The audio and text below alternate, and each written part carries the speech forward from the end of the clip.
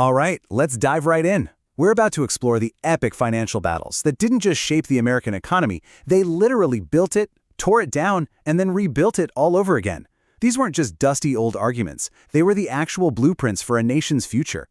And really, it all boils down to this single explosive question. You know, for more than 200 years, the fight to answer it has defined American politics. And let me tell you, that fight is nowhere near over.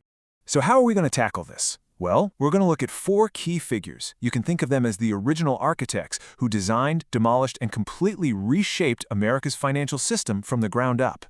Okay, our story starts right after the Revolutionary War. You've got to picture this. The brand new United States is just drowning in debt. The economy's a total mess. And then, one man shows up with a bold and deeply controversial blueprint for the future, Alexander Hamilton. So, Hamilton's solution? It was this pretty radical 4-part plan. First, he wanted the federal government to take on all the state debts and pay them back in full, at par is the term, to show the world, hey, we're a good investment. Then, create a national bank to handle it all, plus an excise tax to start bringing in some cash. But here's the key, right?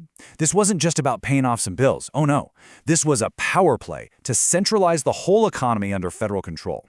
So he gets the federal government to scoop up all the state debts, consolidating them into a national debt of about $75 million. And I know what you're thinking. That sounds completely nuts, right? Why would you take on more debt? But here's Hamilton's genius. He actually called this a national blessing. He saw it as this kind of financial glue that would bind the nation's wealthiest people to the success of the new government. If the country succeeded, they got paid. Simple as that. The absolute centerpiece of his whole plan was the national bank. You know, this thing was supposed to manage the government's money, stabilize the currency, which was a total disaster at the time, and basically be the nation's financial engine. But, and this is a big but, his critics immediately freaked out. They worried it would just put way too much power into the hands of a few unelected, wealthy guys. So the big takeaway here is this. For Hamilton, a dynamic, creditworthy national economy was just not possible without a powerful, active federal government calling the shots from the center. But you know how it goes. What one architect builds, another can come along and just tear it all down. And that brings us to our next guy, who is basically the ultimate anti-Hamilton, the fiery, populist president, Andrew Jackson. And this is where things get really interesting, because it lays bare 2 totally opposite philosophies. I mean, this isn't just about policy differences. This is about a fundamental question. Who is the economy for?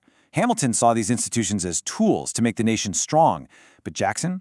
He came in representing this new wave of populism, and he saw them as weapons. Weapons used by a corrupt elite against the common man. And let me tell you, Jackson absolutely meant it. He called the Second Bank of the United States a corrupt monster that just hoarded wealth and power. So in 1832, he vetoed the bill to recharter it, and in doing so, he basically declared all-out war on the entire system Hamilton had built. And oh, he didn't just stop with the veto. No way. He then pulled all the federal money out of the national bank and started spreading it around to these smaller state banks that were friendly to him. People called him his pet banks. His goal was simple, just completely dismantle everything Hamilton had built. And the crazy part, he actually did it, which led to this one moment that has never, ever been repeated in American history. Yep, you're seeing that right. 0.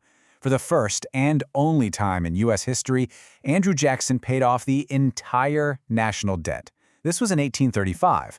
For him, a nation without debt was a truly free nation, not beholden to any bankers or creditors.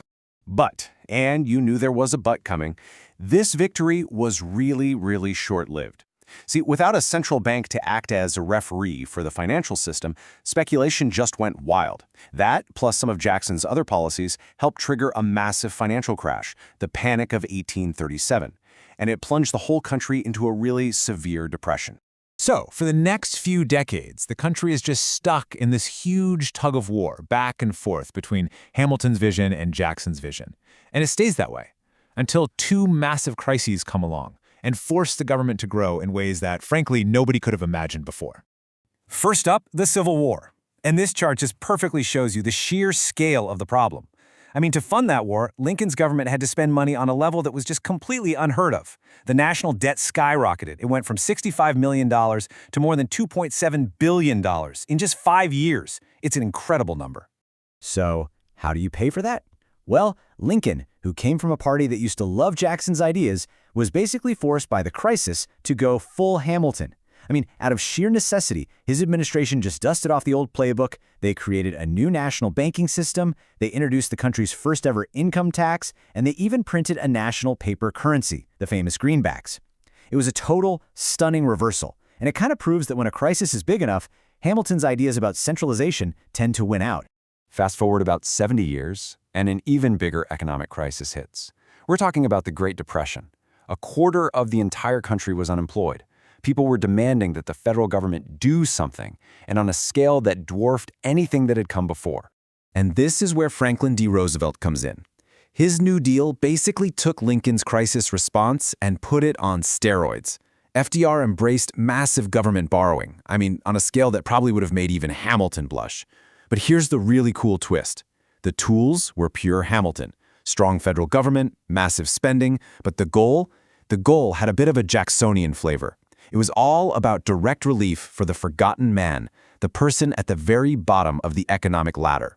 This whole approach, it's a perfect match for what we now call Keynesian economics. That's the theory that the government has to step in during a downturn and spend money to jolt the economy back to life. So what FDR did, really, was he fused Hamilton's powerful federal tools with a populist mission. And in the process, he permanently expanded the government's role in our everyday economic lives. Okay, so after all that, the building, the tearing down, the radical rebuilding, where does that leave us today? Well, as it turns out, the echoes of these old battles are pretty much everywhere. Yeah, this table does a great job of summing it all up. You've got Hamilton, who gave us the whole idea of national credit and banking. Then Jackson, who basically hardwired a deep populist suspicion of big banks into the American DNA. Lincoln showed that federal power could be used to literally hold the nation together. And FDR, he took that power and used it to build the modern social safety net we know today. And really, if you just listen to the news today, you'll realize that our biggest economic debates, arguments about the national debt, the power of the Federal Reserve, how much we should spend on social programs, they aren't new debates at all. They're just the latest round in that same original fight between Hamilton's vision of a strong central system and Jackson's vision of a limited government that just kind of stays out of the way. Which brings us right back to the beginning, with the same fundamental question that all of these guys faced, a question we still have to answer today. What should the main goal of our economic policy be? Should it be to ensure the stability and strength of the whole system, or should it be to protect the economic freedom and liberty of every individual citizen? The truth is, the right answer is still very much up for debate.